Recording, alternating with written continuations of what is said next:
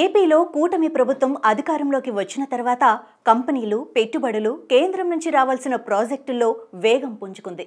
దీంతో ఎప్పటికప్పుడు కొత్త ప్రాజెక్టులు, ఒప్పందాలు, శంకుస్థాపనలతో కొత్త ఉత్తేజం వచ్చింది. ఈ నేపథ్యంలోనే ఆంధ్రప్రదేశ్కు మరో కీలక ప్రాజెక్టు రానుంది. ఆసియా ఖండంలోని అతిపెద్ద సౌర ప్రాజెక్టు ఆంధ్రప్రదేశ్లో ఏర్పాటు చేయనున్నారు. 10,000 కోట్లతో 930 మెగావాట్ల సోలార్ విద్యుత్ ప్లాంట్లతో పాటు 465 మెగావాట్ల బ్యాటరీ స్టోరేజ్ ప్రాజెక్టును కూడా ఏర్పాటు చేయడానికి రిలయన్స్ ఎన్యు సన్టెక్ సిద్ధమైంది. ఈ భారీ ప్రాజెక్టును కర్నూలు జిల్లాలో ఏర్పాటు చేసేందుకు రిలయన్స్ ఎన్యు సన్టెక్ సంస్థ ప్రతినిధులు భూములను కూడా పరిశీలించారు. అయితే ఈ అతిపెద్ద సౌర విద్యుత్ ప్రాజెక్టు ద్వారా నిర్మాణ దశలోనే 1000 మందికి ప్రత్యక్షంగా, పరోక్షంగా మరో 5,000 మందికి ఉపాధి లభించనుంది.